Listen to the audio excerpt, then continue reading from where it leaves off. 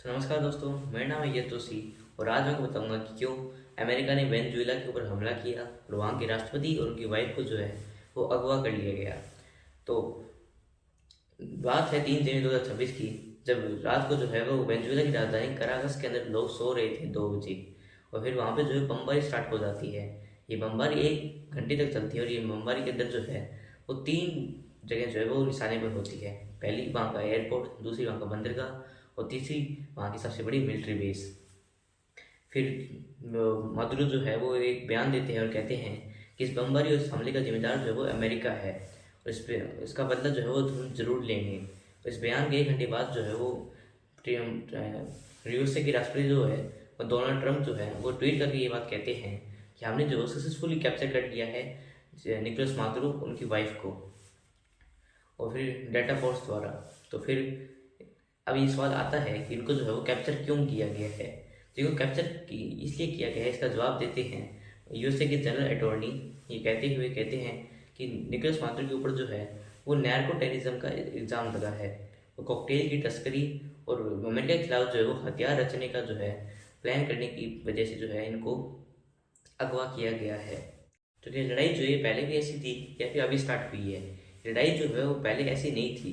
पहले की जो है बहुत गहरी दोस्ती थी, क्योंकि जो वेनेजुएला जो है वो बहुत बड़ा तेल भंडार है और अमेरिका का जो है वो 5 गुना ज़्यादा तेल प्रोड्यूस करता है वेनेजुएला। तो 1920 में जो है अमेरिका सबसे ज़्यादा मात्रा में जो है वो तेल खरीदने वाला देश था वेनेजुएला से। और अमेरिका ने जो है वो 1981 में जो है 24 F-16 विमान भी दिए थे वेनेजुएला को। इनकी दोस्ती जो है वो बहुत अच्छी थी। तो ऐसा क्या हुआ कि इनके बीच में लड़ाई शुरू हो गई। तो फिर जो है जब इंडस्ट्रीज बनने लगी वेनेजुएला के अंदर तेलों की, तो वहाँ पे जो है वो इकोनॉमी गिरने लगी। उनकी खुद की करेंसी जो है वो उसके दाम बढ़ गए और विदेशी करेंसी की जो है वहाँ पे बाढ़ आ गई। इसी कारण वहाँ पे जो है वो बाहर से सामान मंगाना जो है वो सस्ता हो गया, लेकिन वही सामान जो है घर पे बनाना महंगा पड़ने लगा। इसी कारण वहाँ पे बेरोजगारी बढ़ गई और इस बेरोजगारी बढ़ती हुई जो वहाँ पे इकोनॉमी भी जो है वो नीचे गिरने लगी।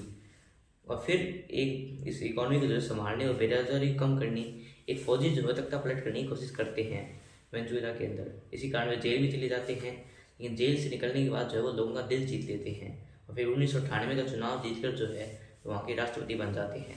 नाम होता है उनका ह्यूगो सावेज। ह्यूगो सावेज जो है उनका मानना था कि यूएसए जो है वो एक ऐसा देश है जो और देशों को जो है वो दबाना चाहता है। उनका शक जो है वो ये जब बढ़ गया तो 2002 के अंदर जो है उनको तख्ता पलट करने की कोशिश की गई। इसके कारण जो वो 2 दिन सत्ता से बाहर भी रहे थे, लेकिन वो समर्थक के कारण जो है वो वापस आ गए। और फिर इनको जब पूरा विश्वास हो गया कि इस सत्ता पलट के पीछे जो है वो अमेरिका का ही हाथ है। इसी कारण जो है इन्होंने 2006 के अंदर जो है यूएन के अंदर जॉर्ज बुश को जो है वो शैतान भी कह दिया था। तो क्योंकि सावेज जो है वो गरीब लोगों की बहुत मदद करती थी, इसी कारण उन्होंने जितना भी पैसा आया तेल से वो सभी पैसे जो है उन्होंने फ्री के हॉस्पिटल और ग्रोसरी शॉप के लिए वहाँ पे लगा दिए और वो अपने आप जो है पैसा नहीं बचा पाए। फिर वहाँ पे जो है ह्यूगो सावेज जो है वो अपने जाते जाते जो अपना वारिस चुन के चले गए। उनका वारिस थे निकोलस मादुरो। तो 2017 के अंदर जो है जब तेल के भाव आधे हो गए तो वहाँ पे वेनेजुएला के अंदर डॉलर की कमी आने लगी और फिर इस डॉलर की कमी आने के कारण जो है वहाँ पे इकोनॉमी भी गिरने लगी, क्योंकि वेनेजुएला जो है वो ऑयल के अलावा कुछ एक्सपोर्ट नहीं करता था। इसी कारण वहाँ पे जो है वो गरीबी बढ़ती चली गई और वहाँ पे जो है वो वहाँ की सरकार अंधाधुंध नोट भी छापने लगी ताकि इकोनॉमी बढ़ सके, लेकिन इकोनॉमी जो है 75% गिर चुकी थी। लेकिन अब सवाल ये आता है कि वहाँ की सरकार क्यों नहीं गिरी। इसका कारण ये है कि सरकार ने जो है वो मिलिट्री को बहुत ज़्यादा बढ़ावा दिया था। वहाँ पे 1,30,000 सैनिक थे, तो उसमें 2,000 जो है उन्होंने जनरल ही बना दिए थे। वहाँ की 1/4 आबादी ने जो है वो देश छोड़ दिया और वो देश जो है वो धीरे धीरे गिरने लगा। लेकिन फिर 2024 के अंदर आते हैं वेनेजुएला के अंदर चुनाव। उस चुनाव के अंदर मादुरो जो है वो नतीजे के बिना ही अपने आप को जो है वो राष्ट्रपति डिक्लेयर कर देते। ट्रम्प की जो है वो व्हाइट हाउस में वापस आ जाते हैं और फिर जो है वो ट्रम्प जो है वो मादुरो को नार्को टेररिज्म भी कह देते हैं। उन पर बहुत सारे आरोप लगाए जाते हैं, उन पर बार बार जो है वो प्रतिबंध लगाया जाता है। उनकी सिपों को जो है वो कई बार जब्त भी किया जाया था अमेरिका द्वारा। लेकिन फिर ये लड़ाई जो है रुकती है एक फ़ोन कॉल के द्वारा। जब ट्रम्प जो है वो फ़ोन कॉल करते हैं मादुरो को, उनके 15 मिनट तक बात होती है। ट्रम्प एक सौदा करते हैं कि आप ये गद्दी छोड़ दो और आप चले जाओ, आपको सुरक्षित जगह ले जाया जाएगा, आपके परिवार को भी सुरक्षित जगह ले जाया जाएगा। लेकिन मादुरो जो है वो 3 शर्तें रखते हैं। पहली शर्त कि उनके द्वारा उनके चुने गए उपराष्ट्रपति को जो है वो राष्ट्रपति बनाया जाएगा, और उनके ऊपर जितने मुकदमे उनके ऊपर भविष्य में जो है कोई भी मुकदमा नहीं चलेगा, और उनके ऊपर जितने भी इंटरनेशनल आरोप लगे थे वो सारे आरोप जो है वापस लिए जाए। ट्रंप ने जो है ये ऑफर ठुकरा दिया और कहा कि आपको 28 तारीख की डेडलाइन दी जाती है, आप गद्दी छोड़ लें, आपके लिए बहुत बुरा होगा।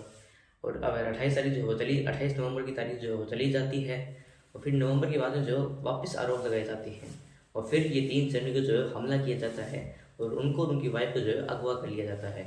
अब ये जो है वो कस्टडी के अंदर हैं। तो अब ट्रंप ने जो है वो भारत को भी एक वार्निंग दी है, और वार्निंग देते हुए ये कहा है कि आप जो है रशियन ऑयल मत खरीदिए, अगर आप रशियन ऑयल खरीदेंगे तो आपके ऊपर जो है टैरिफ लगाया जाएगा। और अब जैसे कि आप देख रहे हैं कि ग्रीनलैंड के भी ऊपर धमकी लगाई जा रही है। ग्रीनलैंड को ये कहा है कि आप जो है हमारे दिए हुए नियम को पालन कीजिए, अगर आप नियम पालन नहीं करेंगे तो आपके ऊपर जो है वही असर होगा जो वेनेजुएला के ऊपर हुआ है।